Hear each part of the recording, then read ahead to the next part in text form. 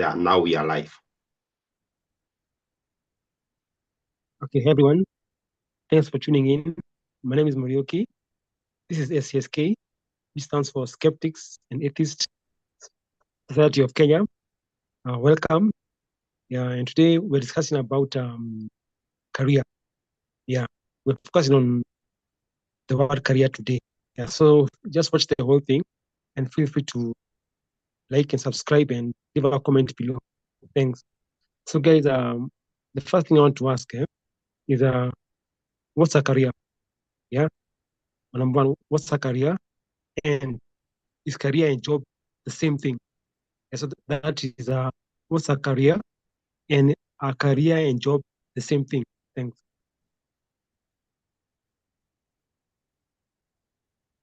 You can raise your hands. Yeah.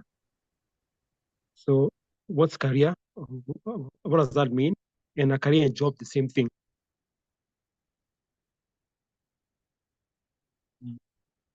Anyone?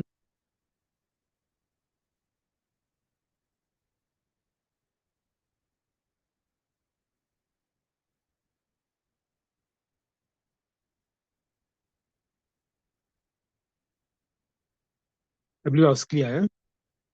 Maybe I can start. Let me start. Okay, from my mind, a career is something you choose that you might like to get money. That's from my head. A career is something you choose that will help you earn a living as you live your life and as you age. That's a career, something that supports you and your family and somebody else. But in the internet, it says an occupation undertaken for a significant period of a person's life and with opportunities for progress. I can repeat that. A career is an occupation undertaken for a significant period of a person's life and with opportunities for progress. Yeah. So I don't know what you guys think about career. When you're career, what are you hearing? Maybe Chillwave. Thanks, Chillwave.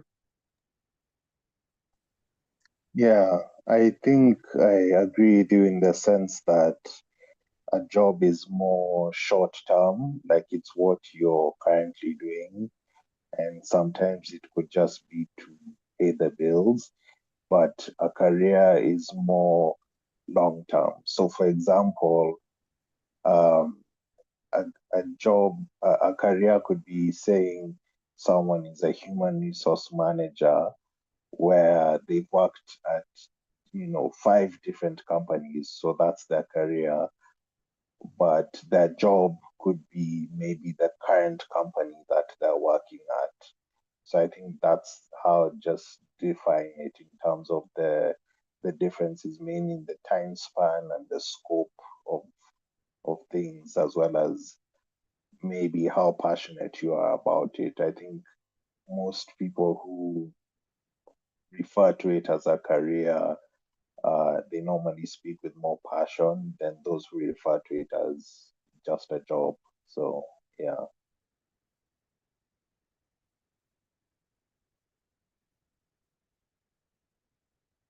I think you're muted. We can't hear you.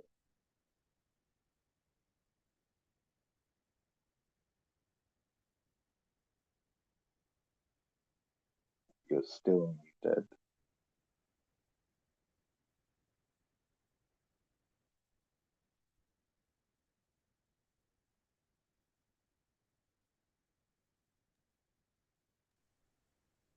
Sorry, I was muted. Sorry. I was muted, Paul.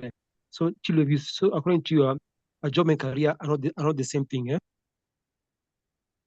Yeah, I think they it depends on, it's just semantics. It depends on how specific you want to be. Some people use the terms interchangeably, but if you want to be pedantic, then you can use them separately to define different things.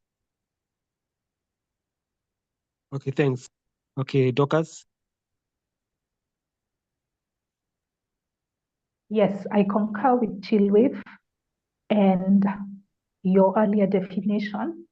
I'd just like to use an analogy and the examples to drive the point home. think of a career as a forest and a job as trees. All forests must have trees, but not all trees have to be in a forest.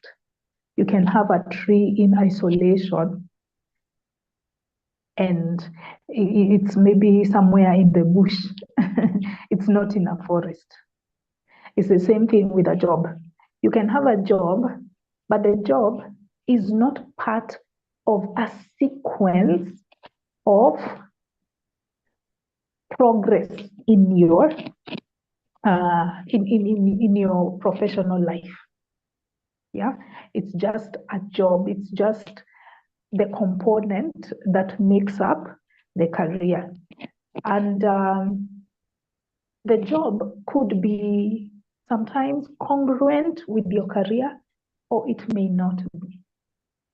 For instance, someone might have a career in the media industry. Okay, maybe their career is specifically, let's say, journalism. Yeah, journalism, reporting, etc. However, at one point, when maybe the station they worked for let them go, they had to take up a job as a waiter in a restaurant. That job has nothing to do with media. It has absolutely nothing to do with it, but it's a job nonetheless, and the person did it. And maybe it is an anomaly in their trajectory, in their career trajectory. Their other jobs in their career have been in the media industry. But then this one time, they left their career trajectory to find a job at a restaurant because they had to pay their bills. So, in other words, a career is a series of jobs that are working, that are within one umbrella, and they often require some sort of upward progress. Most people start from the bottom. Like if you're a lawyer, you can start as an intern, and then you climb the ladder, the corporate ladder. Eventually, you may become a farm owner. You may own the farm or the partnership, the legal partnership that you worked for as an entry-level employee. And then eventually you may become a magistrate, and you could serve the country in another capacities, but still within the legal realm. So that is a career. But then you could get a job as something very different that is totally unrelated. You could become a conductor. So you become a conductor because of various reasons. Maybe that is what was available at the time.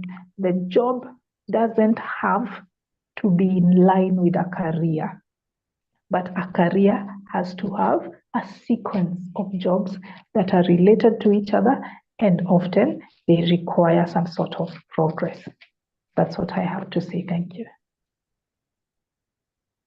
Thanks, Dorcas. Dorcas, are you sitting or standing? Dorcas, are you standing or sitting? Why? It's like you're standing. I see like you're standing.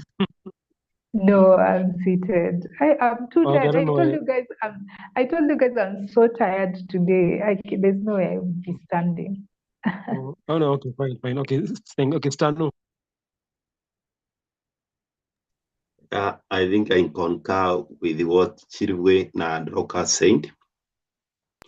Career is somehow different from job, because job is diverse. And job is anything that you do, no matter whether you have experience or not, no matter whether you are interested or not, because you need to make a living or you need to get paid. but for a career, it's something that you are in professional of. It's something that you have either have experience or you have learned about it or have professional in it.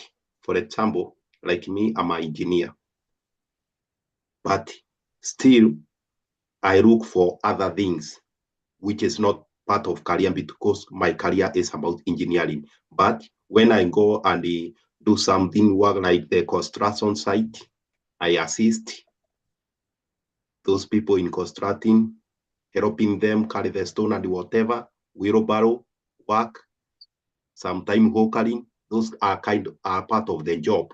But career is where I'm professional in. So the job is totally different from career, even though even the working as an engineer is part of job which is inside a career because my career is engineer. But working for other thing, that is part of the job. So you do a job to get paid, but you do a career because it's what you are experienced in or your professional is based on. So that is a difference that I can say. Just the way the construction site, for example, a job, you are get hired for a shorter period and get wages or get paid weekly. That is kind of a job. It's not kind of profession. Yeah. Thank you. Okay, thanks, Tanu. Okay, now the second question, what factors do you consider when choosing a career? Or how do you know that this career is good for me or not? Yeah, so yeah, what factors should somebody consider when choosing a career? Yeah. That this is for me, this is not for me. What should somebody consider? And also, should money be a factor? Should money be a factor in that? Yeah, so what factors determine a career, and should money be a factor? Stano. Just as I have saying, career is something that you are professional in, but a job is where you can be able to earn a living. This means that if you are looking for a job, the money matter a lot. But if you are looking career, your interest of a certain work matter a lot. So people, they decide to choose an area where they can earn more than the area where they are interested in. That means they are searching for a job, not for searching for a career. So they did not, they never go with their own interest or what they are interested in, but they move according to where they can be able to earn more. And sometimes they can get some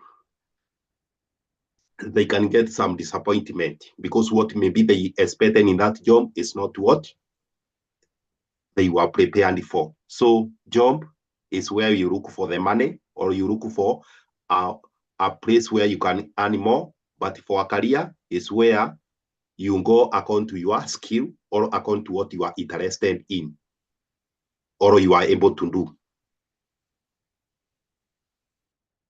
So Stano, so for career, money shouldn't be a big factor.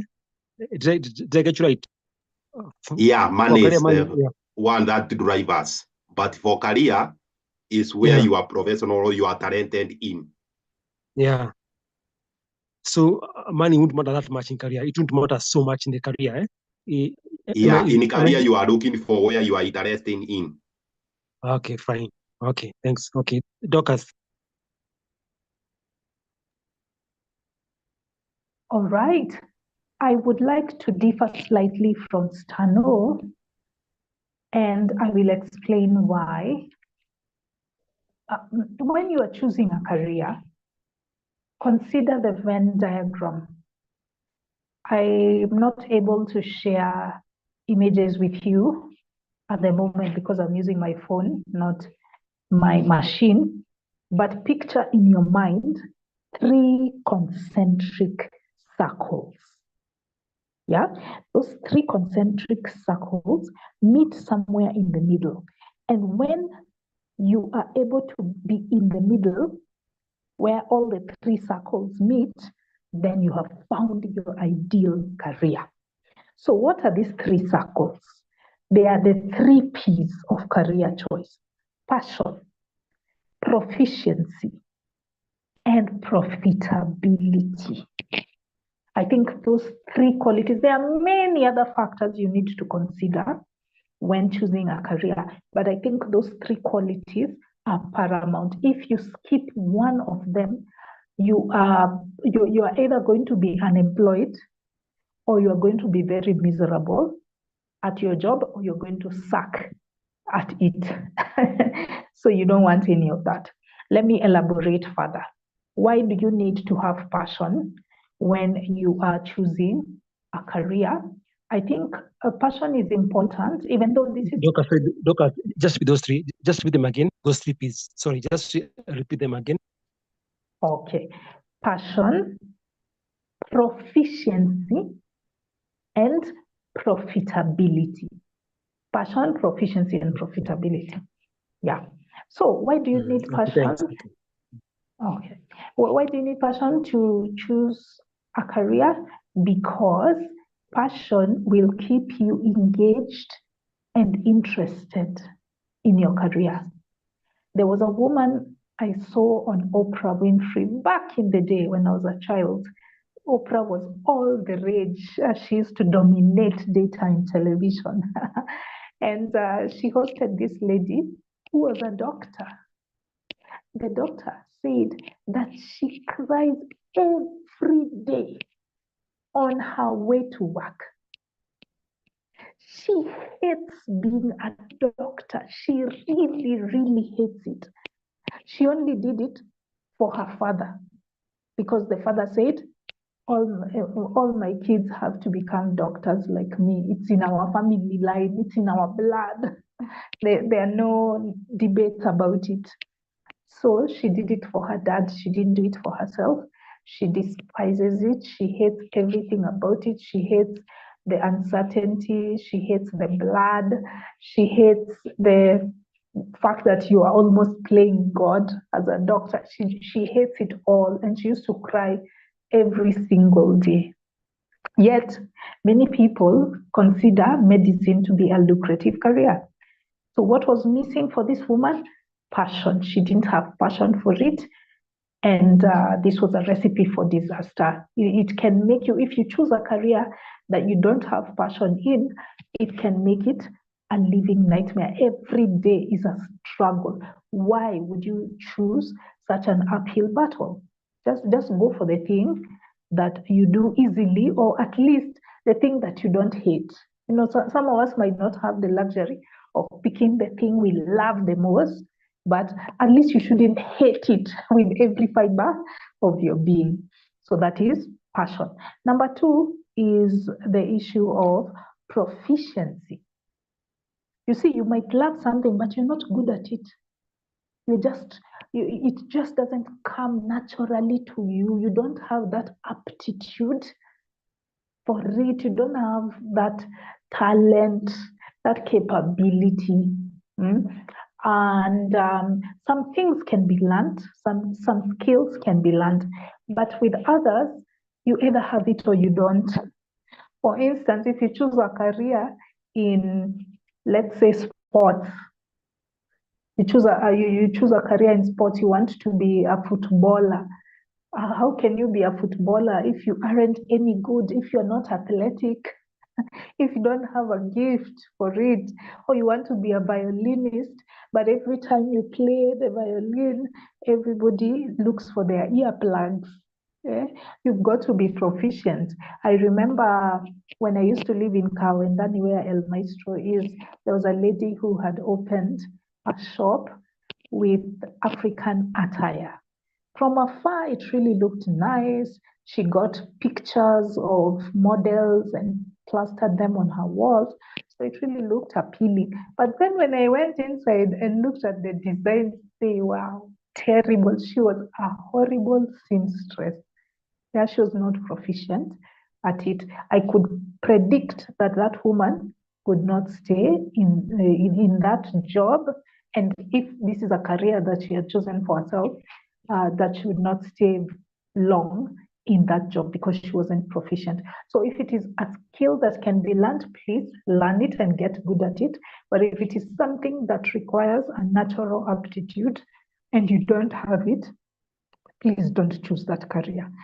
Third, lastly, is profitability. So this is where I disagree partly with Stano.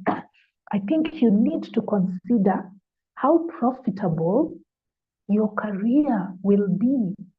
Otherwise, you could become like a starving artist. Maybe there's no demand for your career line, for the jobs in that career. There's no demand where you stay. Let's say you're a painter and you are in sub-Saharan Africa where people are living from hand to mouth. They can't spare an extra coin to buy artwork. They wouldn't appreciate it, right? So in that respect, you would have hit a dead end if you choose to be a painter. Or let's say you choose a career that maybe doesn't have the infrastructure for you in that particular location. So here I'm thinking of something like anthropology. Anthropology or philosophy. To go and study philosophy. I know of one, I will not name him, but there's a member of ours who has done philosophy. There are no jobs. First of all, there are no jobs, and if you get, they will not pay you much. Yeah. Or there are others that are available. Yes, the jobs are in demand, but they are not high paying. They're not high paying jobs. They will always condemn you to the lower stratum of life. You'll always struggle when you choose that career path. An example I'm thinking of is teaching, education.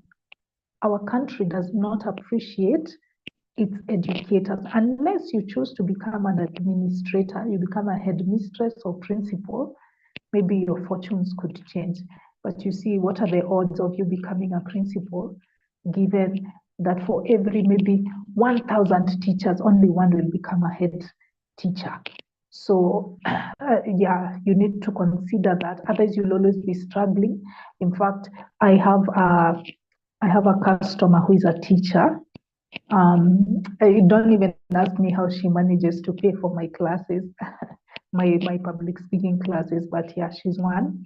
And she was telling me when she looked at the stats, the career that asks for the most number of loans or that frequently it's not the highest the highest volume, sorry, the highest amount of loans, but the frequency of them seeking loans or the volume of people who request for loans, especially what are they called, payday loans, or the ones that, yeah, payday loans. I think that's what they're called, are teachers here in Kenya.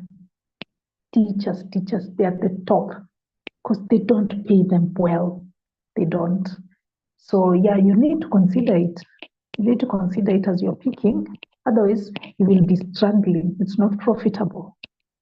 Yeah, there are many other things that one can consider, but I will leave it at those 3 P's. And I'll also leave you guys with a question. Do you think, now that I mentioned passion as one of the P's, do you think passion is enough when you're choosing a career? Can passion sometimes work against you, or is it always a good thing when you prioritize passion, when you go for the career that has that aligns with your passion? It's always a good thing, or are there moments when passion can work against you? Yeah, thank you. Okay, thanks, Dorcas. I'm just curious. That lady of Oprah, what happened to her? How did the Becky. story end? Any idea? The doctor.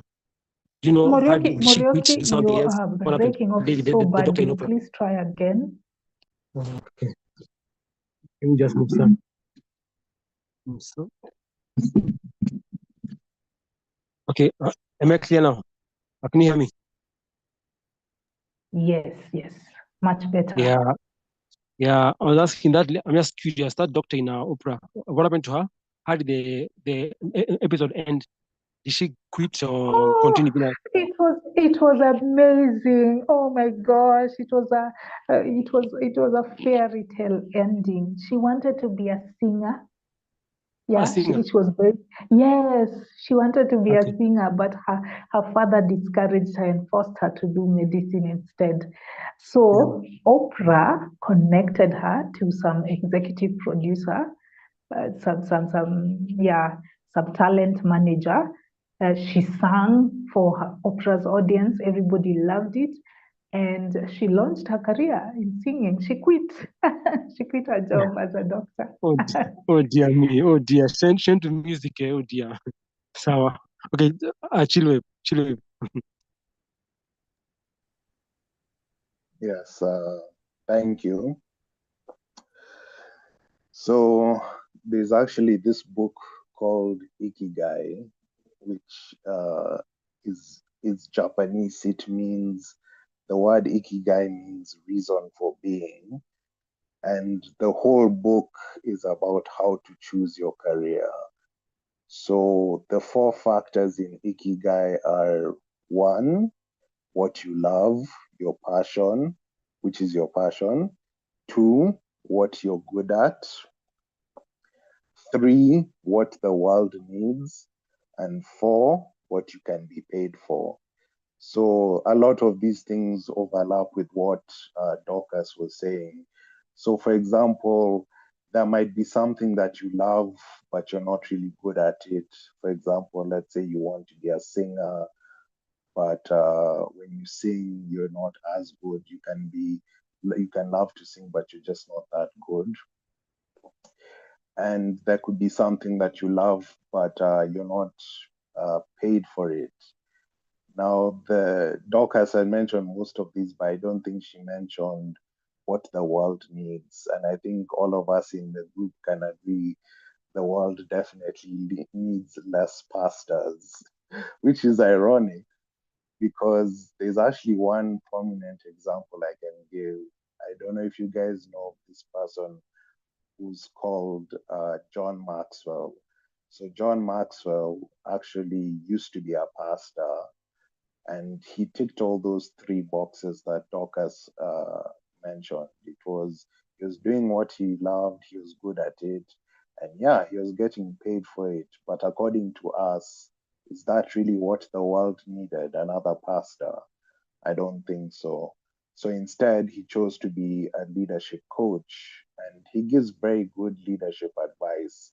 Once or twice he'll try and slip in a biblical verse here and there, but aside from that, it's very relatable even to atheists. So I read a lot of his books, and yeah, I would say they've helped me become a better leader.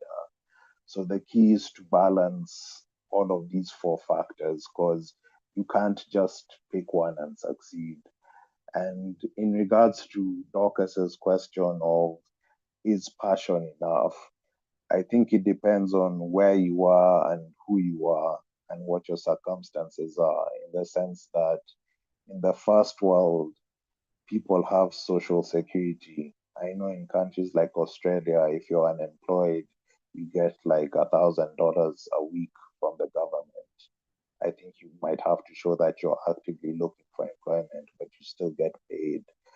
And in Kenya, who knows, you might be an only child with rich parents that have investments and they have a house so that the mortgage is paid off. So you'll always have a roof over your head. And if they've invested in the stock market or apartments or money market funds, then yeah, do whatever the hell you want. Like nothing is stopping you, and you have that permission. Then yeah, you can follow your passion, and even if you're dead broke, you won't run out of money. So I think someone just has to consider the circumstances, but not everyone has the luxury of following their passion. And since this is a Kenyan group, I think that applies to a lot of us. So that's all I'll say.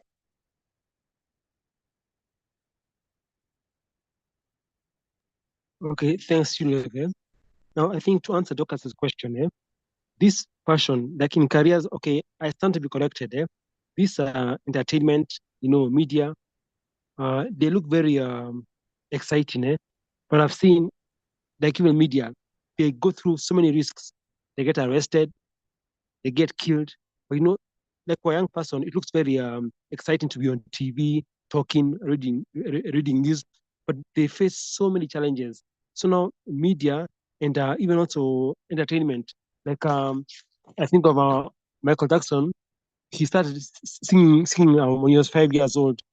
Then Justin Bieber was 15. Then Britney Spears was also 15. Then somebody called Frankie Lehman was 13. They were very young. They went into the music industry and they got messed up. So my point is that passion like for entertainment industry, the media, entertainment, it looks so exciting. But when you get in, you see, wow, it's not what it seems to be. So I don't know if I'm right. Like passion for this media, music, it can drive somebody young because it looks very exciting. But when you get in, you see there are challenges. So I think passion could be risky, especially when it comes to media and entertainment. But I stand to be corrected. Okay, fine. So I don't know, Doctors, are you with me there?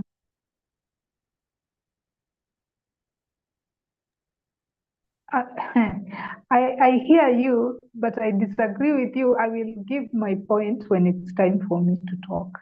Okay, fine. Okay, fine. Fine. Okay, let's move on.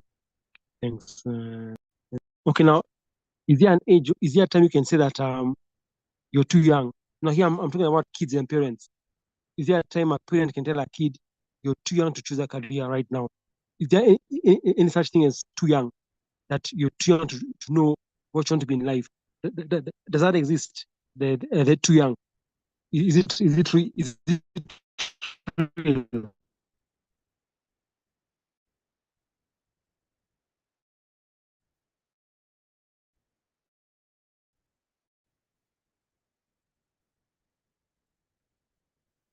Stano. Yeah. Yes, I think there is a age that you can just tell your child, just wait, or let it, just give some time. Because, for example, like me, I chose to be a pilot when I was in standard 2. Is that a serious thing? No. But as I was growing, I keep changing my career. When I finished Form 4, I had interest on becoming a philosopher. But then I realized that I cannot have job there, or I cannot be able to gain anything. So I end up doing engineering, in electrical engineering. So that is where I'm earning my living, although I meet with the other things, other kind of jobs. So there is a range that you cannot be able to choose. And even there is a point that you cannot be able to choose. For example, a Form 1 in our 844, you cannot be able to choose which career you are interested in, because the subject that you are understanding in Form 1 may differ when you go to Form 2 or Form 3. So the career keep changing. So I think we cannot say there is a certain age, but it's good, first of all, to understand what you are doing before you come up to any decision.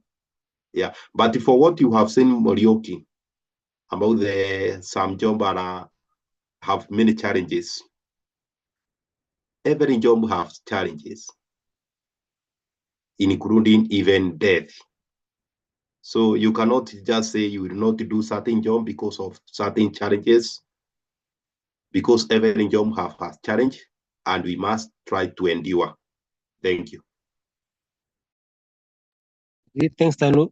What I meant, like you tell a kid to be an accountant, an accountant, a doctor, a lawyer. Some might say it's boring, but you tell them to be a media personality, I'm an entertainer, they might get excited, but once they get in, they see, hey, this thing, though it looks on TV, not reality. These like in a Jeff Koinange, they have so many issues. Like when you see me reading news, he seems very, very composed, but they go through. I understand a lot you. of challenges. Yeah. Yeah, I understand you, but the majority, they are very happy in those things, in those career of journalists. You are only looking for few example without considering the other. Just the same case even in my professional area. There are some people who are very disappointed with this career of to be an electrician, but the other are very happy. So it depends. Okay, thank you. Okay. Doctors Shilif now. Who's in there? I think Doctors. Okay. Yeah. Yes. I will begin with my question. I'll answer my own question and then proceed to yours. I asked members whether passion is enough, or are there instances where passion can be detrimental? And by and large, according to Ikigai, which Chiliwave talked about, and according to the Venn diagram, which I shared, the 3 Ps, passion is critical. So by and large, it is desirable to choose a career in which you have passion. Why is that the case? Because you will be interested and engaged. You won't be bored. It will be easy for you to upscale or to learn new skills in it because you already have the foundation of interest in it. It will be easy for you to do quality work or to excel at it, to show excellence, and it will make you more productive when you are passionate. So generally, it's a good thing if you're passionate. But on the flip side, first of all, I agree with what Chilwell said. I think passion can be a privilege which many people in the developing world don't have. Yeah, you would want to have a career in which you are passionate, but unfortunately, they're not available because there's an endemic problem of unemployment. So you go with what is available rather than what you would want. You sometimes have to sacrifice that passion, especially when you find out that it doesn't pay much. Maybe your passion is in art or is in philosophy, like ex-Pastor Stano attempted when he had finished Form 4. When you realize, hey, this passion of mine is not what my environment needs, then, and it will not pay me, it will not be profitable, then you skip that passion. So number one, sometimes passion is a luxury depending on where you live. Number two, I think sometimes passion can cloud your judgment, or it can give you unrealistic expectations because you think that every day will be blissful. There's this thing where people tell you, choose something you're passionate about. If you do, you will never work a day in your life. You'll report to work, you'll do a job, but you'll feel like you're playing because you're passionate about it. So there's that mantra out there among career coaches and self-help gurus, but they overlook this aspect the mundane nature of day-to-day work. If you're doing your passion every day, it's likely that there might be other aspects of it that are tedious, that are uninspiring. Sometimes you may not even like the things that you are told to do in your passion. For instance, maybe you are a musician, in as much as Morioki has a bias against music.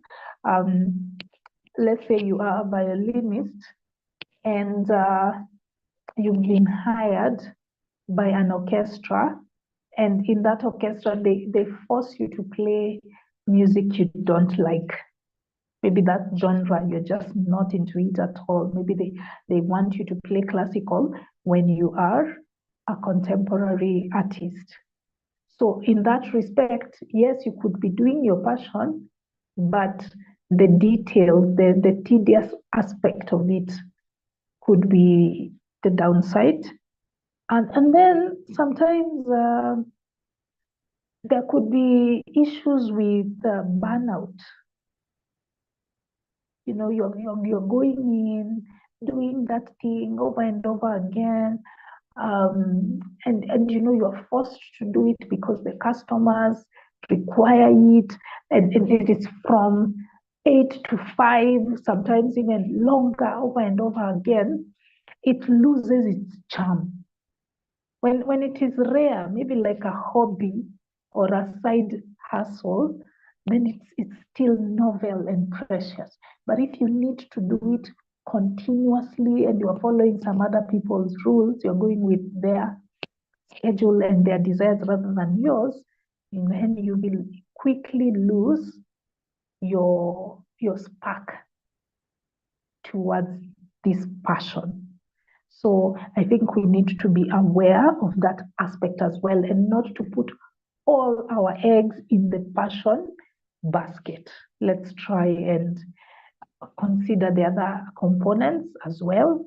Yes, it's a good thing if you have it, but it is also not the end of the road if you're in a career which isn't necessarily your passion. Now, by the way, I need to respond to Morioki on the example he gave of the musicians. You see now here, you're letting your bias cloud you because you have a problem. You have a problem with, let's say, celebrity culture or fame. That's the reason why you keep attacking music and you keep attacking, people in the limelight like that. I think you are narrowing passion to just celebrity culture. But passion can be in very seemingly technical careers. Someone might be passionate about actuarial science. Someone might be passionate about architecture or engineering because they are good in mathematics, and then they're good with designs.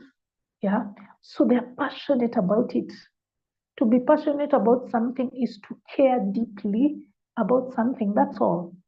It has nothing to do with celebrity culture or the media or music. It has nothing to do with that at all.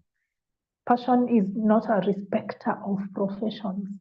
You can be passionate about anthropology, you can be passionate about philosophy, you can be passionate about engineering, about police work, about firefighting, things that are not necessarily always glamorous, but you're passionate about them. So that example is neither here nor there that you gave. I think it's not solid enough, that example you gave. Now, finally, on your question on children, is there an age when they're too young to choose their careers? Of course, of course. There are ages where children children just don't know what they want. When I look back at my childhood, I have changed careers almost every year. I was under 18. Okay, for the longest time, I wanted to be a teacher. I thought having the opportunity to impact such a large number of people was beautiful. So I wanted to be a teacher. I wanted to be a politician. I wanted to be the president of our country. That was in primary. Then when I went to high school, I really, really wanted to be a lawyer. I wanted to be a lawyer because of the public speaking I used to. I used to participate in debates, and I was also in the drama club. So everybody thought I would do law, but I did not pass as much in English and history as I did in chemistry and the sciences generally. I excelled in the sciences. I got an A in chemistry. So I decided to choose a career in chemistry. I went and studied industrial chemistry, but I think I should have done law. But you see, now I would have ignored my proficiency, because we have to consider proficiency as well as passion. So, yeah, children are still discovering themselves.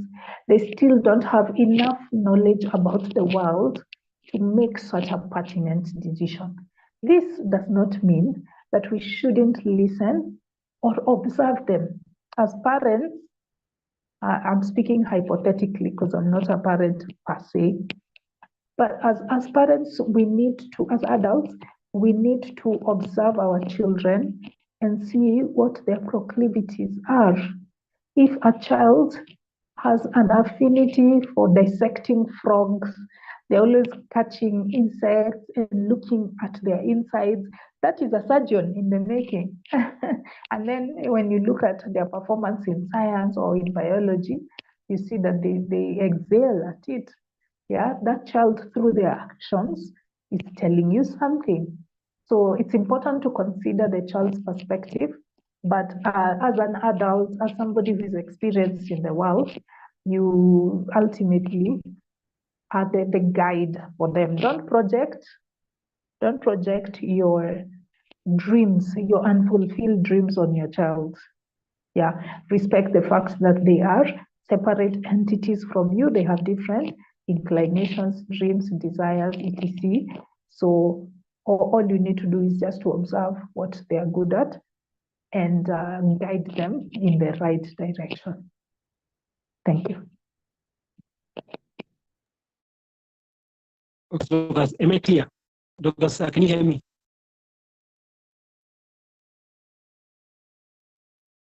Douglas, am I clear?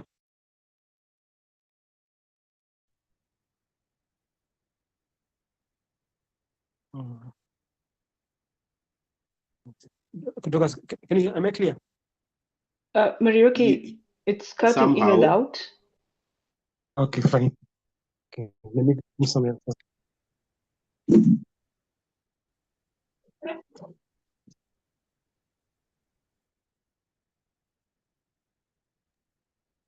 Now? Not yet. Try to remove the video. Okay. Okay.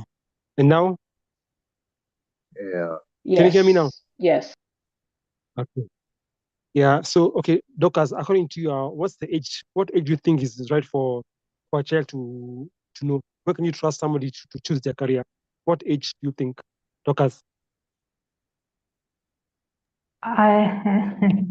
This is tricky. Me, I think we should go with the legal age. I think the point where they're required to make that choice. You see, a child is supposed to pick a course, supposed to pick a certain course for university, so 18 years. But our CBC system has different tracks depending on a child's interest.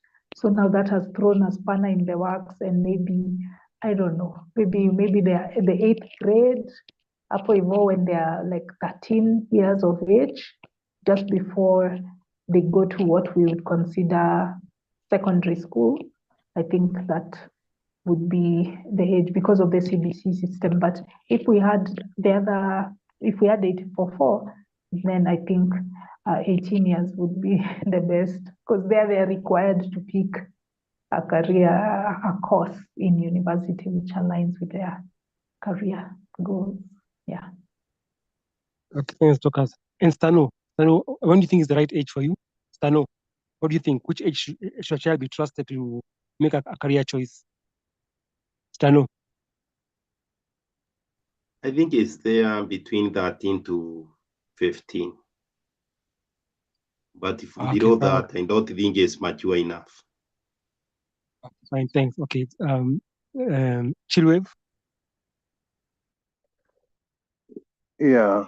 So just to add to what Dorcas was saying, in terms of passion and how it can undermine you, it's true that even though you might be passionate about something, you might not be passionate about the whole process.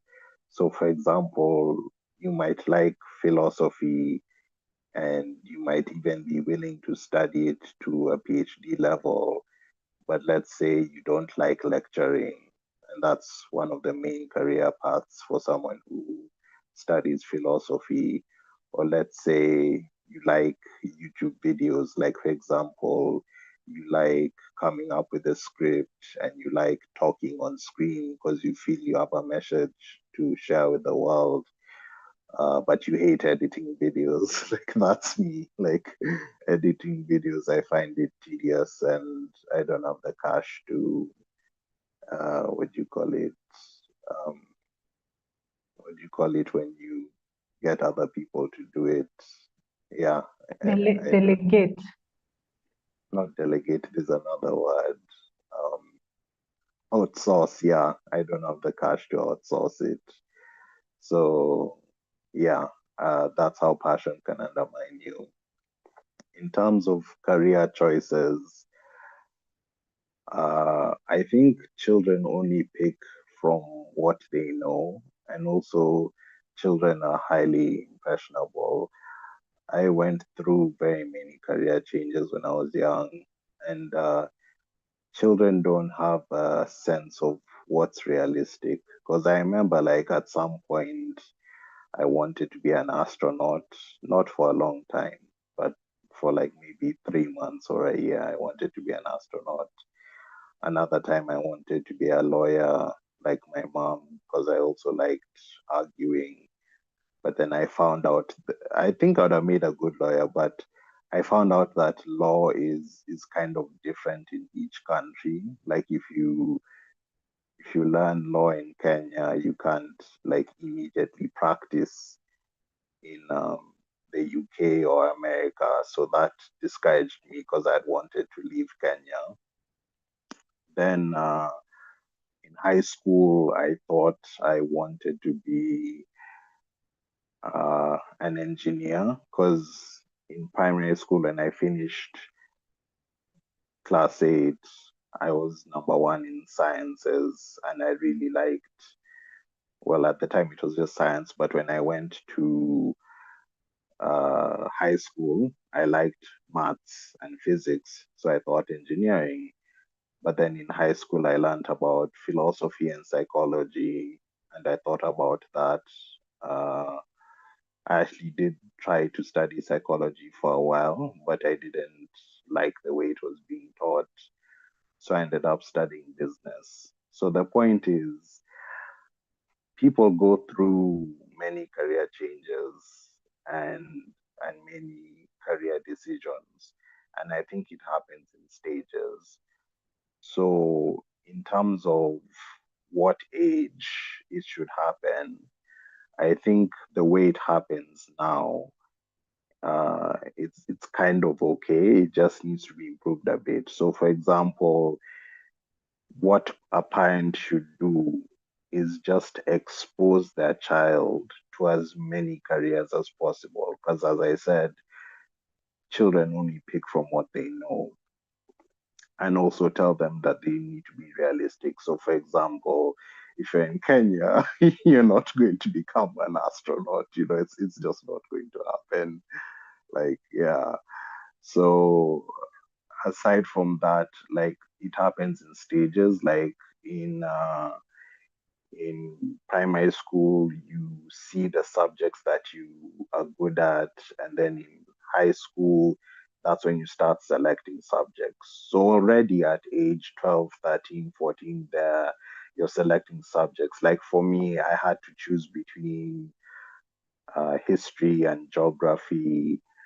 I think there was business and additional maths, and I had to choose which of the sciences I wanted to do. I decided to drop biology because I didn't like biology. For some reason, I chose to stick with chemistry, even if I really didn't like it, but I managed to pass. So yeah, you choose your subjects, and then in university, you choose your degree. But maybe the thing that I would change about uh, the way people select careers is schools need to have more opportunities for people to talk to them about their careers. So, for example, the government should just do a big project where they interview people from different careers, and then those people describe what a day in their life is like and what the career entails, and then have like a video archive of all that footage. I also think since university courses are paid for with our tax dollars, they should do a process where, like, once a course, because most courses are recorded. So let's say we're in 2025, they should release, public universities should release footage from 2020 to show what the course is like. So you can study the course online for free. You don't get the certificate. If you want the certificate, you actually have to pay to study it. But if you study it for free, you have an idea of what the course entails. Because most people go into a degree without knowing like anything. Like they don't know what they're going to study. Like that's what happened with my degree. Like I didn't understand. Like I saw the units, but I didn't understand what those units entailed. So I kind of regretted the way my university taught my degree. So I think that's something I would change. And I think if that was available, like if you could just, when you're in high school, watch a video like Stano did electrical engineering. So he just watches the lectures on electrical engineering. Even if the lectures are just a summary, then he can decide, does he want to do electrical? Does he want to do mechanical? Does he want to do civil? Stuff like that. I think that would help high school students to understand uh, their career choices a lot better.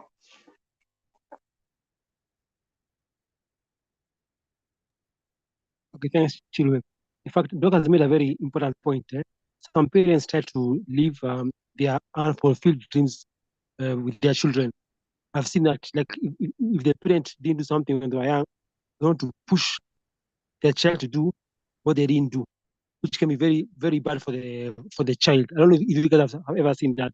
Parents forcing their kids to do what they didn't do when they were young. It happens. Okay, Juliana. Thanks very much, Miroki. This is very interesting discussion. So I might be out of sync with the question, but just to share a few things. Chiliweb brings up some really good points about knowing what the career is about before you decide to sign up for it. That is lacking. Now, I recall when I was at the University of Nairobi, I belonged to the ESA. I don't know if it's still the Engineering Students Association. So as a student, you get to belong to that association. And what that association used to do is they would occasionally bring lecturers, like from the industry, to talk to us, like maybe in the evening or something.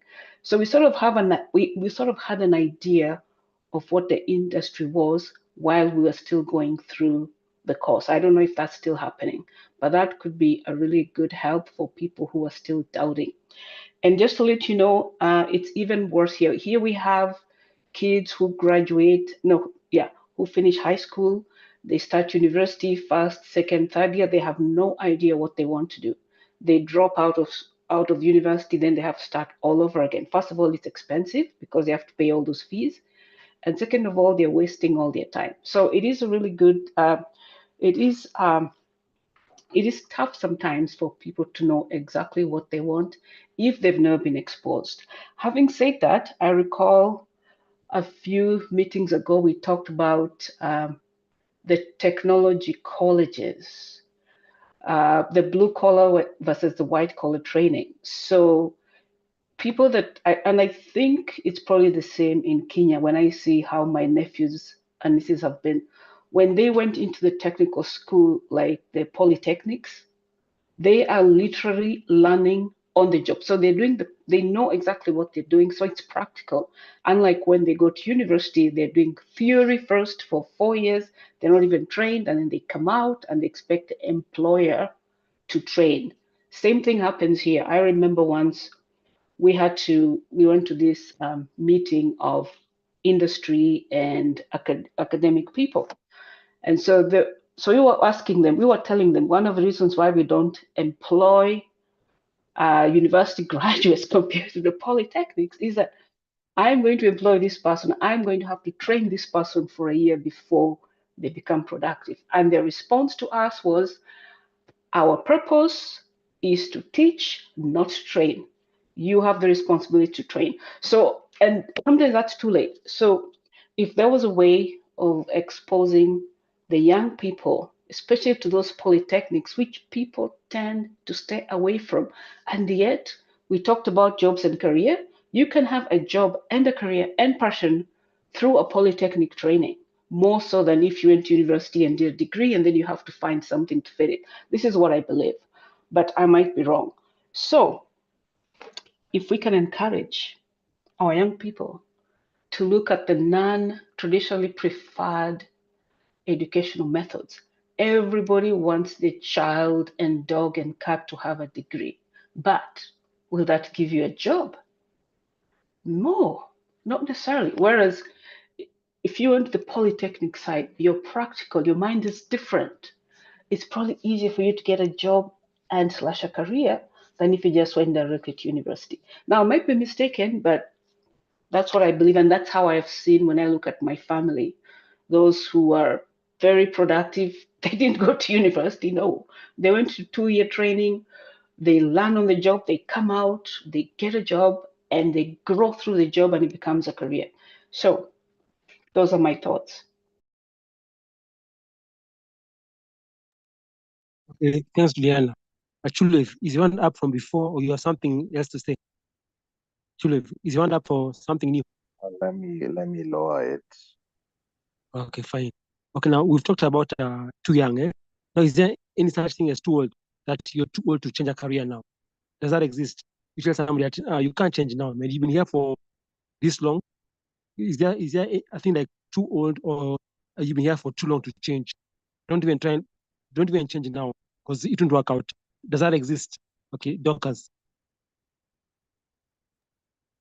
Okay, before I respond to your question, I needed to comment about something which Juliana and Chilwave mentioned. Chilwave suggested that children need to be told about careers. They need to be shown a day in the life of a desirable career. And Juliana gave the example of the Engineering Students Association. I think that would apply after a student has already chosen their course.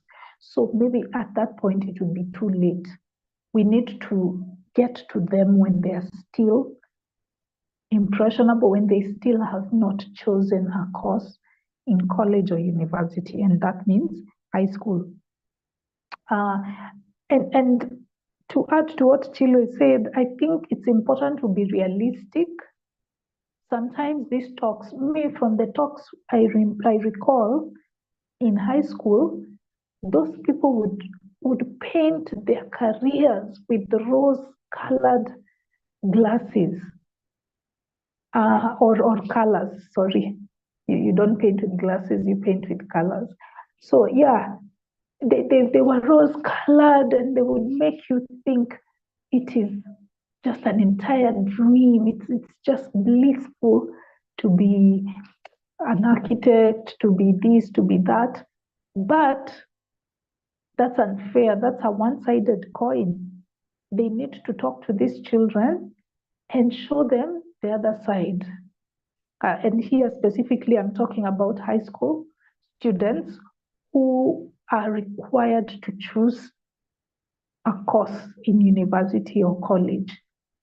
So they need to also show them the downsides of their career, the struggles, the difficulties in their respective careers. That's very important.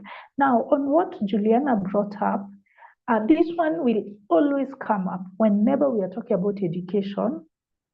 Whenever we are talking about education versus the job market, this issue will always come up on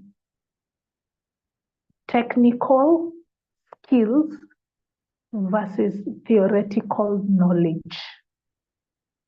Many universities or many degree providers concentrate a lot on theory and they're light on practicals, whereas polytechnics, vocational schools, and colleges tend to concentrate more on skills. So I think it is paramount for us to, for our country to change our education system. But before we get to that level, you as an individual who is perhaps underage, you're still trying to find your way, you're still trying to choose a career, you're a teenager, I think it's important for you to work on your skills. Like, skills are what get you hired. At the moment, I am applying for a certain job as a trainer, and I don't know if I'll get it or not. Yeah, but they have sent me. I've been shortlisted. They got hundreds of applications, but I've been shortlisted, and they sent me a document containing questions that I'm supposed to respond to. And those same questions will be asked in the live interview. And all those questions just focus on what you can do, on your skills. They don't really care about my qualifications because, as I told you guys, I did industrial chemistry, yet this is communication training. So yeah, they're different. Even though I have certificates in communication, you see those are certificates, my degree was in something different, but I've been considered, I've been shortlisted because my skills were in line with that job description. So I think people really need to work on their skills these days. It's skills that carry the day even before your qualifications, your educational qualifications.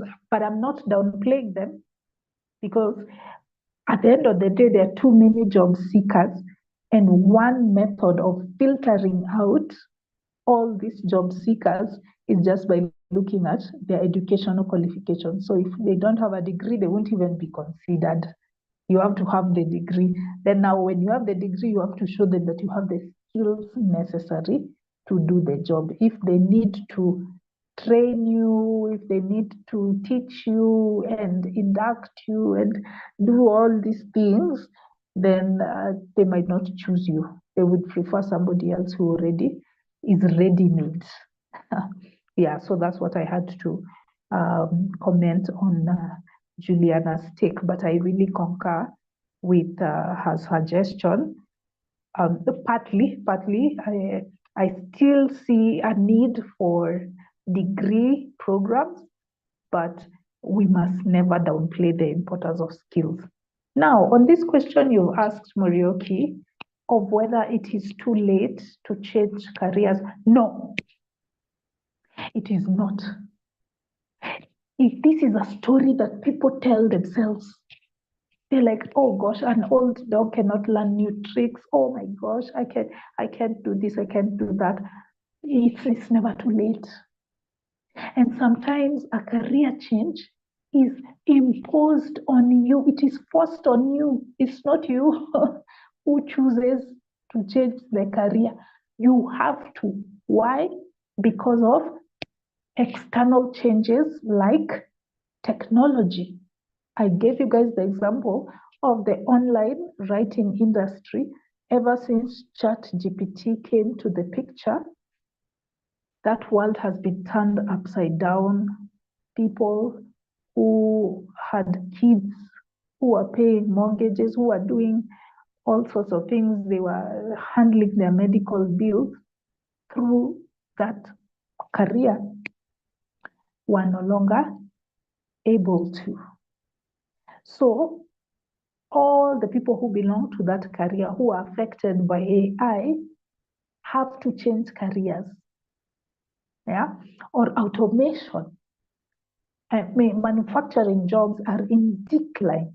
Even if Donald Trump keeps saying, make America great again, we're going to make everything in America, not in China.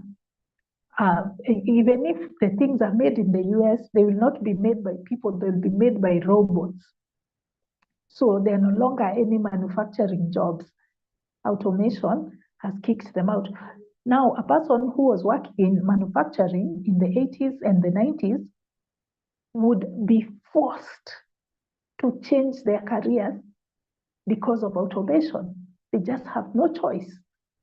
Whether you are 50, whether you are in whatever age you are, as long as you need to work. You know, people work because they need to work. So as long as you need to work, it doesn't matter what age you are, sometimes you are forced to make that decision. But in other instances, it could be internal problems. It could be maybe something that you did which has caused reputational damage in the entire industry. Even if you left that particular job, you can't even go to apply to another one because your reputation has been ruined. A case in point was Shafi Weru. For those who are not very familiar with the Kenyan entertainment or media scene, Shafi Weru was, let's say, not a journalist. What are they called? He's a media personality, okay? He used to host a Kiss FM. Then he moved to Easy FM, and then he went to, I don't know which other radio station. And what he did in one of their morning shows is he said something derogatory about women. And you know, as feminists, we are always on the alert. Our antennas are always up. So the feminists came for him. Everybody came for him. They demanded an apology. And by the time he apologized, it was too late. They fired him. His organization wanted nothing to do with him. I think it was Capital FM. They wanted nothing to do with him. And no other organization, no other media body would hire him. So Shafi Weru has to change careers. Yeah, he can no longer be a media personality, a traditional media personality. Maybe he can, in fact, he had to reinvent himself now, concentrate on things like emceeing, because he's really good.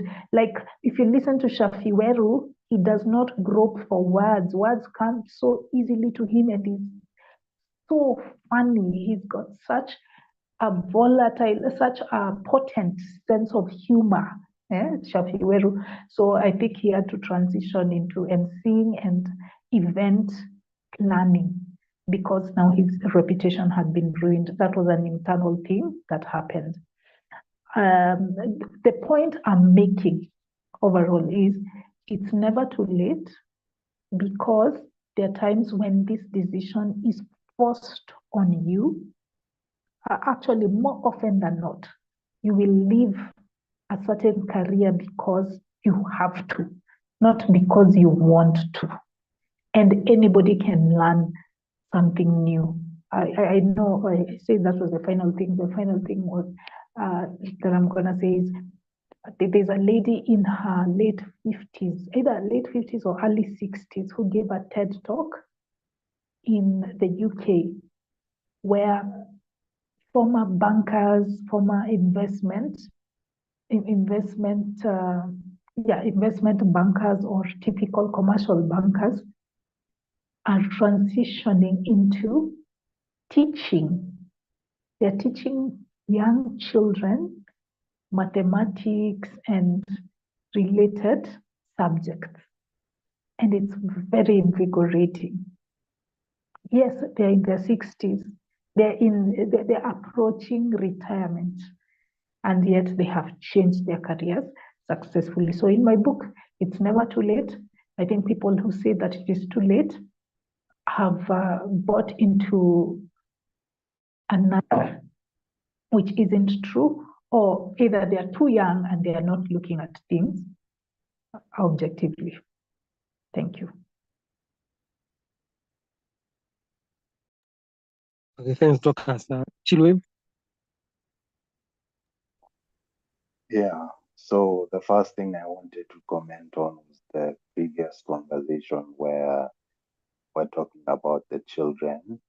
And I think the CDC or CBC competency-based curriculum, they now have a personality test that people do, the students do. I think they do it at around class 8 or high school.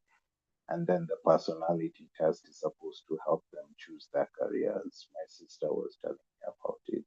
So maybe we can also look into that. I think that's a good addition because it at least shows some guidance.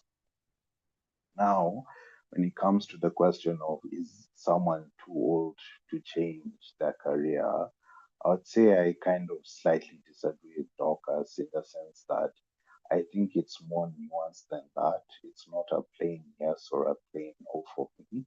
But once again, it depends on your circumstances. For example, one of the things you need to consider is the retirement age, which is 65. So if you're going to go into a career that is not self-employed, then it might be difficult to get hired because one, you're already past the retirement age, and two, companies don't want to hire people that get injured easily, and old people are normally in that category. The second thing to consider is how adjacent is that career to what you're already doing. So, for example, Doc has mentioned like people in banking transitioning to teaching. I think that's more relatable and more common. So, for example, a lot of professionals can end up as lecturers. Like maybe you're an economist or a marketer, you might not have a PhD, but after you retire, you do part-time lecturing. But just imagine if someone was 65 years old. Chilwe, your audio is coming and going again. I don't know if you can adjust. Sorry. Okay. Can you hear me now? Testing, 1, 2, 1, 2.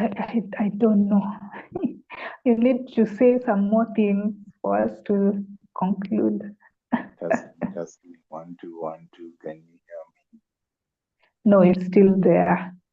Did you change your position? Just one moment.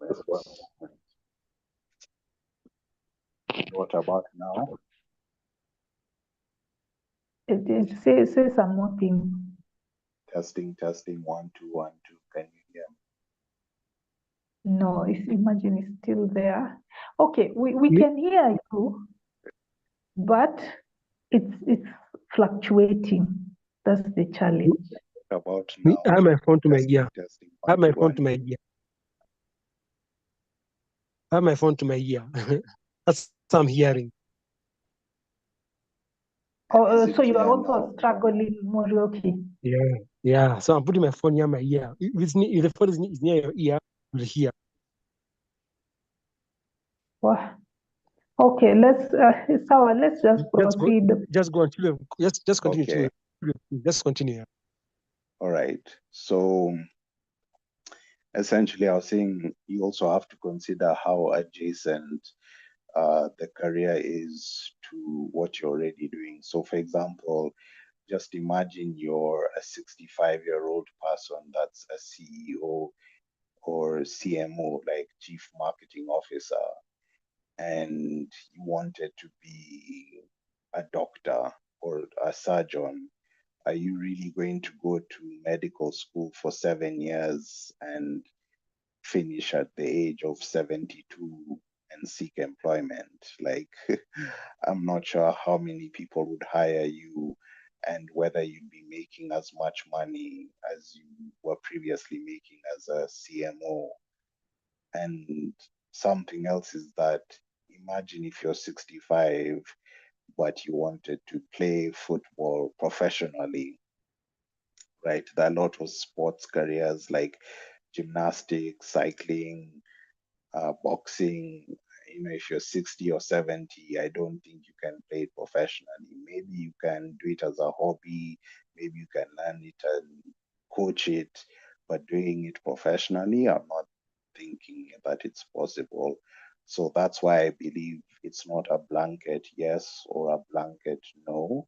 I think you have to consider uh, your own circumstances. But at the end of the day, it's your choice. If you really think you can make it as a 72-year-old doctor or a 65-year-old footballer, then go for it and prove the world wrong. So, yeah, that's just my take.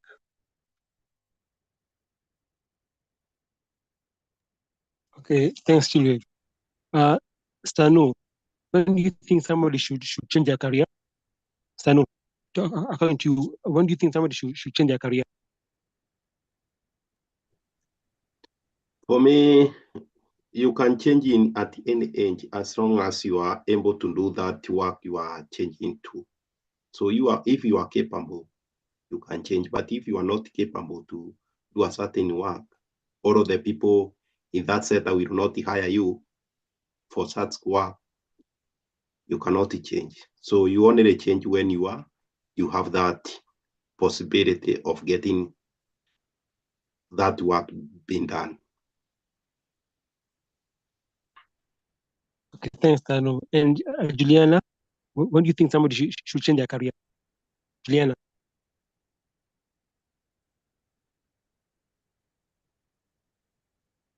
Juliana, are you there? Juliana. I think she's gone. Okay, fine. So maybe the final question, are some careers better than others? Like for me, I don't like prosecutors. That job, like if I was a parent, I would tell my kid, don't be a prosecutor because you're taking somebody to jail. Maybe be a lawyer who can save somebody's life. That's just my view. So are some careers better than others? Like for me, even a dentist, I prefer a dentist to a brain surgeon because we will have teeth. At times our teeth will have issues, but a brain surgeon is not brain issues aren't as much as dentists. Yeah, so I'm asking, are some careers better than others? Thanks.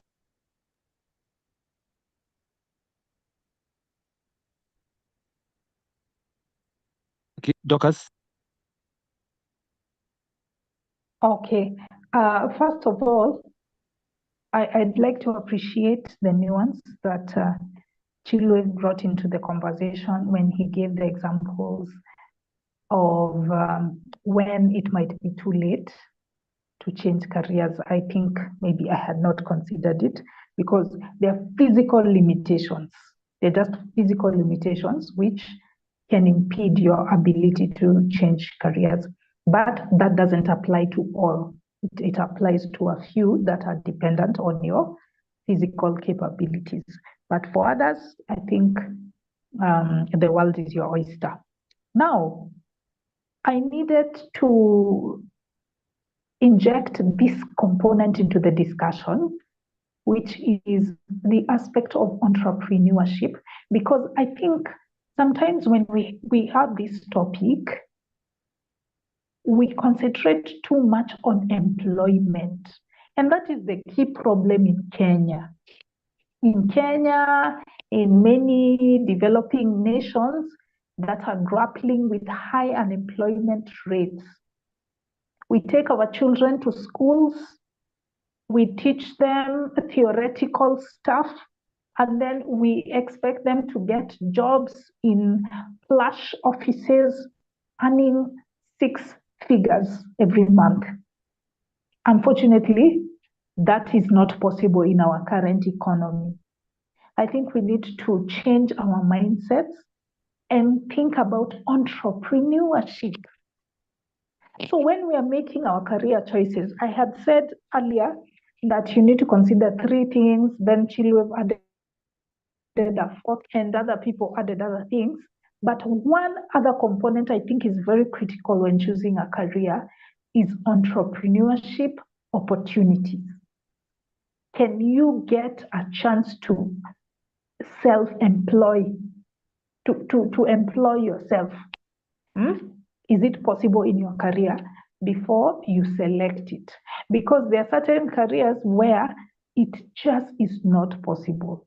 Like if you are a pilot, you just, gosh, how do you own an entire fleet of planes, or even just a commercial plane? It's very, very expensive for you to have such an operation as an entry level professional. So a pilot, a surgeon, an astronaut, those are people who just can't have entrepreneurship opportunities in their professions. But then there are others, once you leave college like this, you can hire yourself and you can start getting customers immediately, like hairdressing or fashion design. There's a guy who did astrophysics. Imagine a Kenyan, he did astrophysics. So of course there were no jobs. And he transitioned into fashion design, and now he's doing really well. He already had the aptitude. He had been doing it from the time he was a little boy because his mother was a seamstress. He already knew how to make dresses from a very tender age. So he just continued. And people loved his designs. He used to post them on Instagram, and he would get quotations from there. So there are some careers where you can just get customers directly. Even catering, people downplay things like catering, but that's something you can just start your own hotel. It doesn't even have to be fancy. It can be a kibandaski. You can be selling chapatis and beans in your kibandaski, but then you can use some of the knowledge you got from your course to run your business more efficiently. So let's think of that as we make these career transitions. Let's consider opportunities to hire yourself, because there are no jobs in Kenya. If you're just going to wait, I will do this course, I will go and do this and this, and then I apply for a job, you won't get one. You need to create the job yourself. So I think entrepreneurship opportunities are very important. Now, to answer Morioki's question, are some careers worse or better than others? Yes, they are. As long as there is a criteria to consider when choosing a certain career, then if you ignore the criteria, your career will not be as good.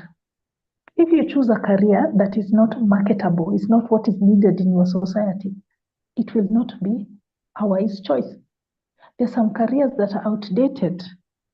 Yeah. Let me give you examples. One, journalism. 40% of newspapers have closed down, and the rest have become digital. There's no work as a journalist, but you could choose a related profession like podcasting, digital storytelling, or content creation. They are somehow related, but it's not journalism. It's now outdated. So it's not what the world needs. It's not marketable. Or manufacturing jobs, I gave you the example that robots are replacing them. Philosophy or anthropology. Now, these ones are not outdated per se, but it's not what our society as Kenyans, we don't need that currently. We are still dealing with basic needs.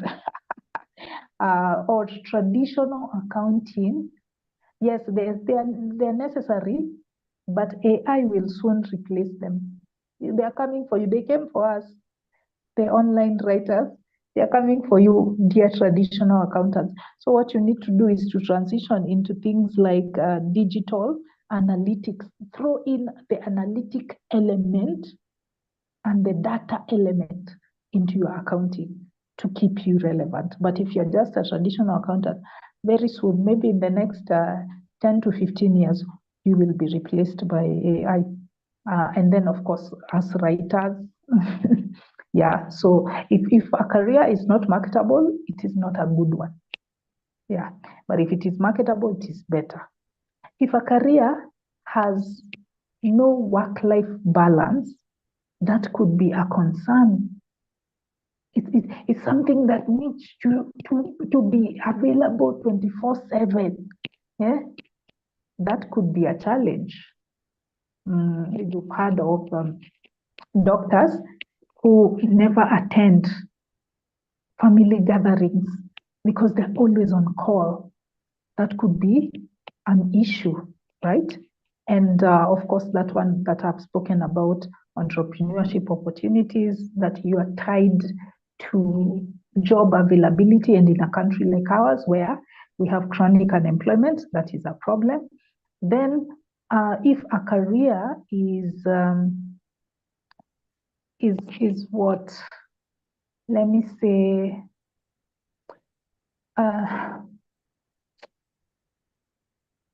it's crafty, like it requires you to be dishonest, then it could be a problem.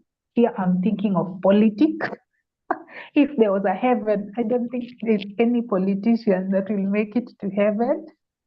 And lawyers, because lawyers, how about lawyers? Lawyers. Well, lawyers, yes, somehow, but there's a way you can carry yourself as a lawyer. You can try and be honest, but yeah, it's tricky. It's tricky with the law. It's just that law is expansive, and there are certain branches of law that are like corporate law, which might not be that ethically questionable, right? Something like a police, okay, a soldier, being in the military. I don't know if I am in support of a career that hinges on killing other people.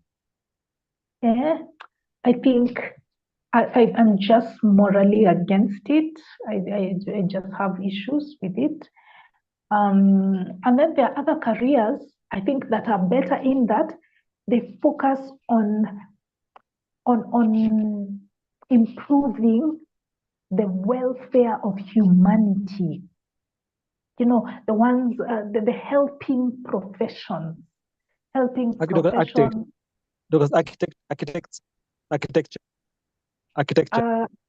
Well, architecture to me is neutral. It's not really a helping profession. But something like firefighting, I've trained a lot of firefighters, and those ones are helping professionals. They're really necessary. Even doctors, in as much as I said, with medicine, there's no work-life balance, but I think doctors are helping professionals. Like if we were to go to space and start living life there, that is a profession that can't miss, because people will always fall sick and they always need a doctor. So some helping professionals are really, really good.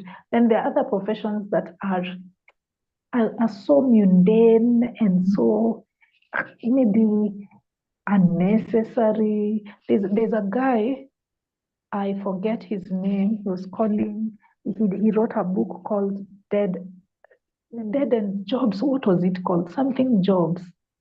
And he was outlining jobs that are essentially lifeless, like they add no value to humanity, to corporations. They're just there to fatten the payroll sheet. So there's those kinds of jobs that I think wouldn't be a good idea to base your career on. So yeah, let me leave it there. I know I've spoken a lot. And thankfully that this is the last question. I was about to tell you guys that I'm logging off in a few. Thank you. Okay. Chilev, is your hand up? Chilev? Yes, my hand is up. Yeah, okay, go ahead. Dorcas, how could you forget the most important religious leaders? Yes, I'm sorry.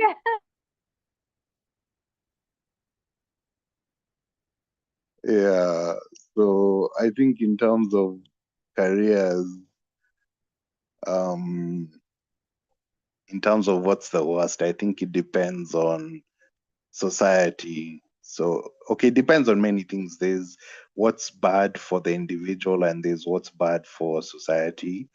So, I think we've already covered what's bad for the individual, but now maybe looking at what's bad for society, I think it's careers that are oversaturated or careers that increase bureaucracy or that don't really help to benefit society. So yeah, religious leaders is one of them, but careers where people are just middlemen and they don't want to solve the problem. But there was something else that Dorcas had said, which was we should focus on entrepreneurship.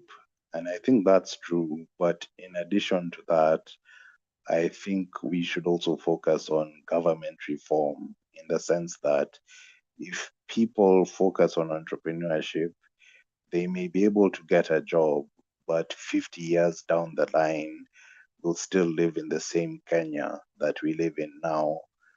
And that's not a good place unless we have government reform. We want to live in a society where there's zero corruption or very low corruption and where there are a lot of job opportunities. I think when I was young, I read a statistic that said 40% of the youth are unemployed, which is higher than in Pakistan. And in countries like USA and Australia, the unemployment rate is like 4%. So you can see we have 10 times the unemployment rate. So I think both approaches are needed if we want to solve this problem. So that's all I'll say. Okay, thanks, Chilev. So as we close, as we give our closing remarks, I want to ask one last question. Like in Kenya, for example, this sports career, sports, what's wrong with our sports career? Because I think right now in Kenya, you can't make sports your career. What's the problem in how can we improve? Like these other countries, you find football, sports is a career. You earn money, it's a career. But in Kenya, you can't do that. So what's the solution for making sports a career? As you give your closing remarks. Thanks.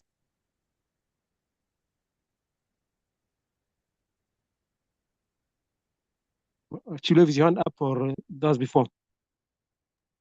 Sorry, that was before. Yeah. So as you give your closing remarks, how can you make sports like something a career in Kenya?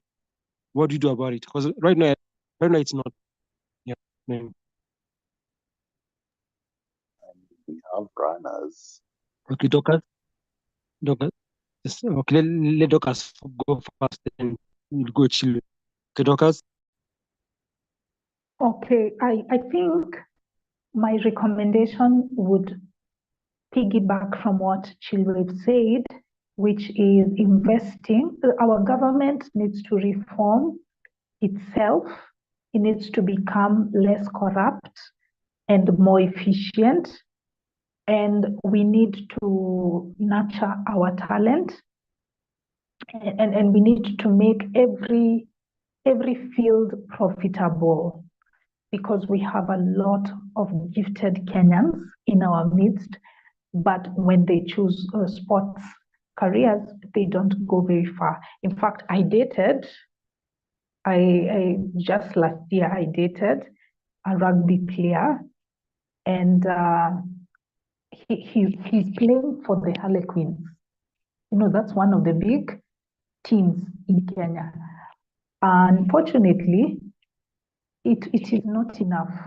Him belonging to such a team is not enough to sustain himself. So he has a day job. And then in the evenings, he goes for training.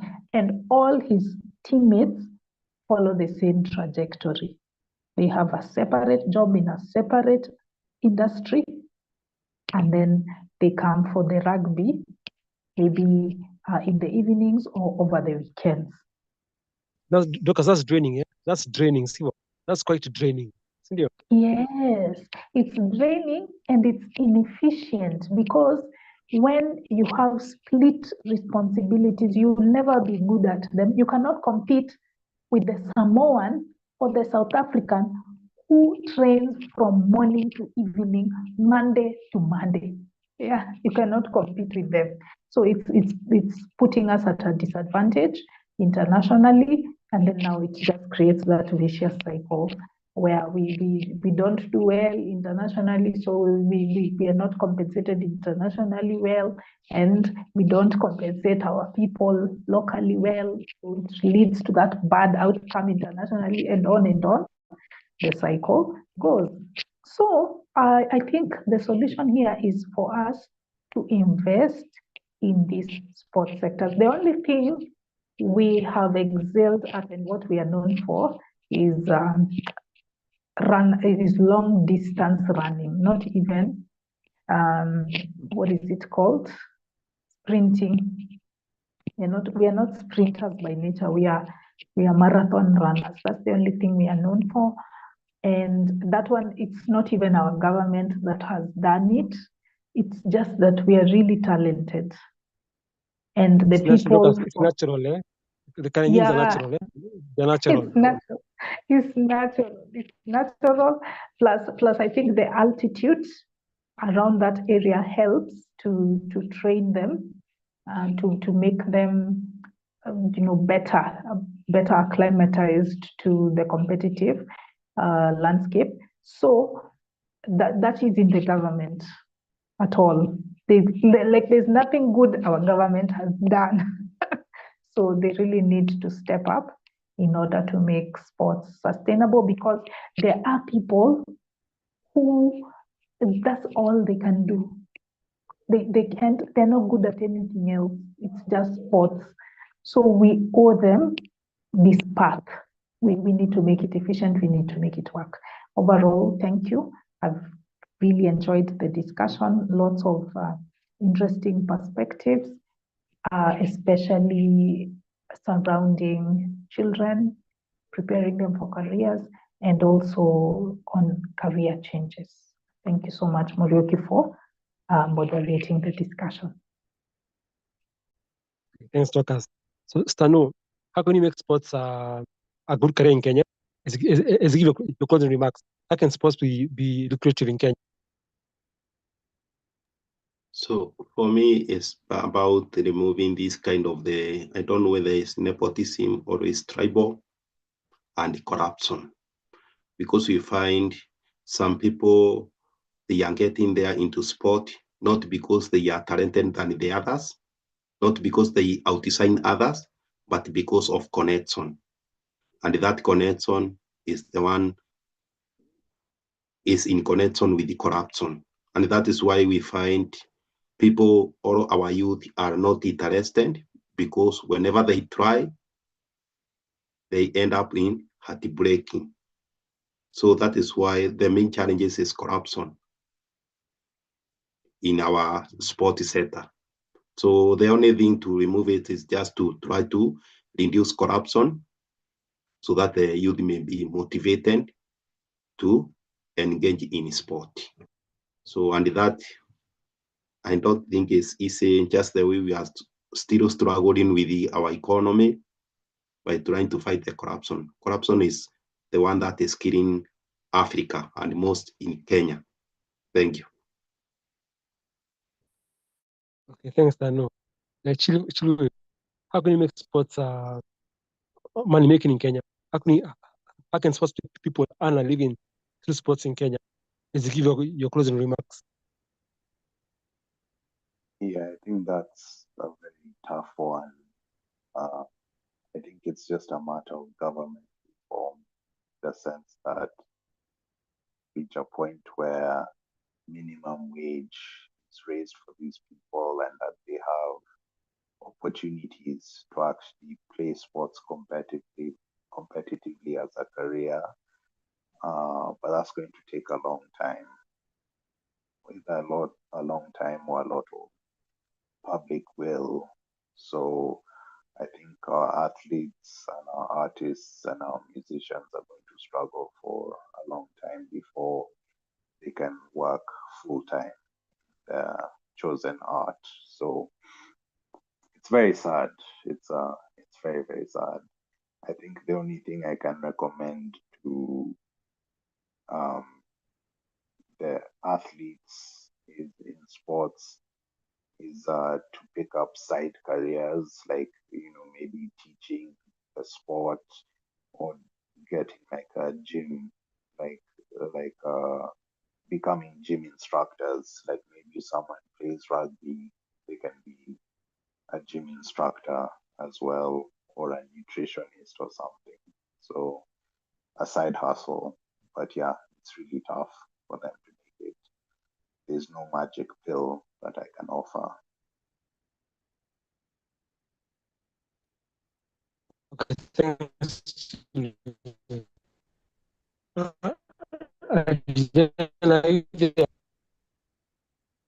Juliana, are you back? Juliana? So close. Oh, yes, I'm back. Oh, Oh, you're about to close? okay. Oh. Okay, yeah, okay. Juliana, I asked, did you have the question? No, not really. I had to leave for a phone call, but now I'm back. And if Yeah, you're okay. ready to close, then you've Yeah, done the okay. closing remarks already? Yeah, okay. I asked two questions. When should somebody Yeah. change? At what age should somebody change their career? At what age should somebody change their career? And how can sports Okay. become and how can sports become money making in Kenya? Yeah. So how can somebody when does somebody change their career? And how can sports Yeah. become something for money making in Kenya? Thanks. You said can support. Okay. So I didn't hear the second question, but let me go with the first one. At what age should someone change a career? At Yes, any yeah. age. At any age.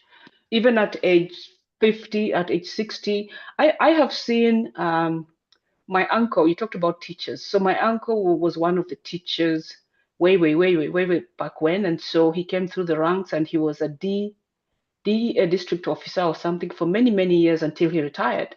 So when he retired, do you know what he did? He started business. He started making potato chips, crisps, call them crisps. That was his business. Like he literally changed career from teaching to now I'm going to be a business, going to do potato. And that's what he did until he passed away. Very successful. So you don't have to career change any age. Anytime you have an opportunity, grab it and go for it. It makes life interesting, right? It really makes life interesting if you're able to change careers, and it might sort of stimulate your creative abilities also. because then, especially for the older folks who are like 50, 60, instead of just going to sit at home and die waiting for your grandkids, you're busy running around doing things. It's keeping you busy. So career change at any age is what I can say. What was the second question, Mariyuki? Yeah. How can sports become something you can earn money from in Kenya? Because now, like How Doc has can mentioned earlier, that like in Kenya, they work in the morning, they go for an office job, then in the yeah, evening, they go yeah, for training. That can't work yeah. because in other countries, they train the whole day. But Kenya, you go for a job first, then you go to train. That won't work. So how can we Well, improve our sports? so how can you make it? Well, it has to be professional sports. Like if it's amateur sports, no, you can't make a living out here. But if it's professional sports like a football club or a netball club that people pay money to watch, yes, you can make money, but you have to be really, really, really, really good because now it's very competitive. As for amateur sports, I don't think you can make money a lot. Although what I have seen people do, talk of career changes, one of my yoga instructor was actually a dentist. Now dentists make really good money here, right? Really good money. He was a dentist. He stopped his dental practice. He went and learned yoga. A lot of money in yoga because now people drop in and they pay per session or per month.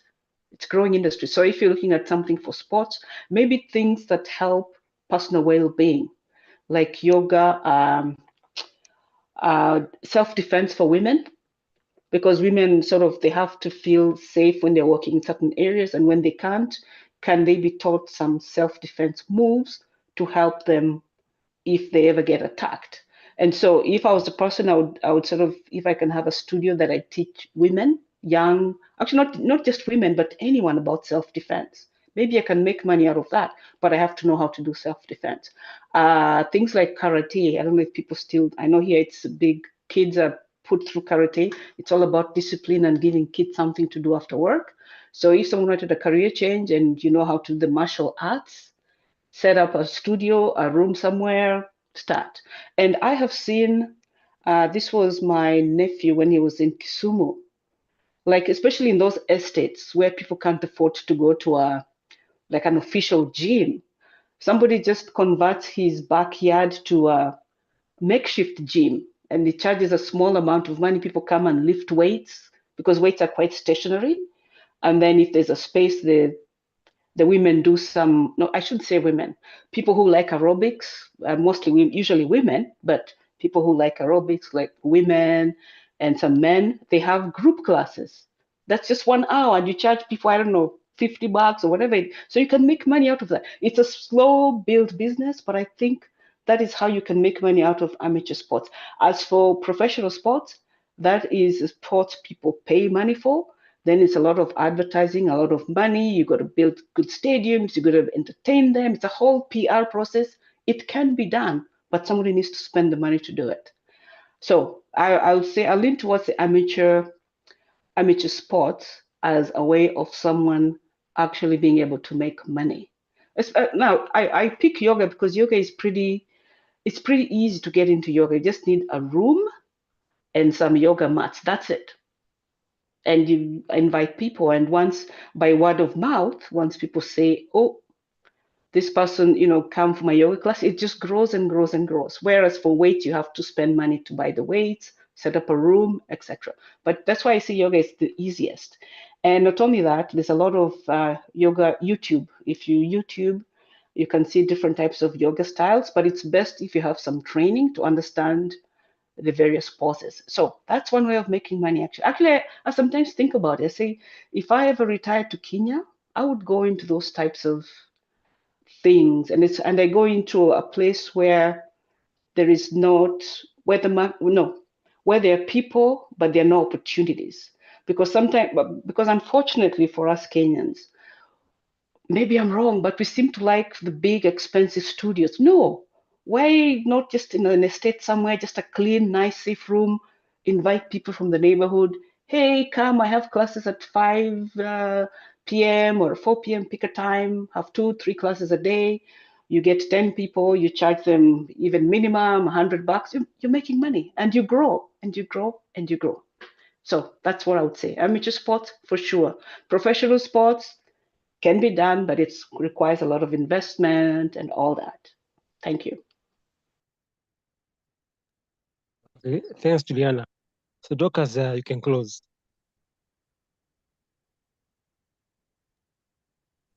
All right.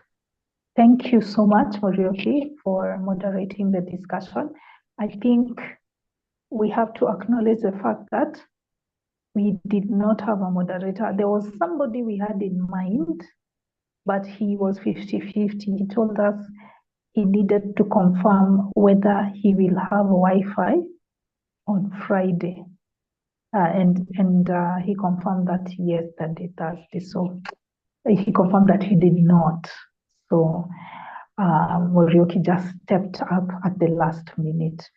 I really cannot overemphasize how grateful we are, Morioki, for doing that. And you asked very relevant questions, which were encouraging us to discuss more. Then I'd also like to thank everybody else who participated in the discussion. And I think I saw Eston, but he disappeared. He wasn't able to speak today.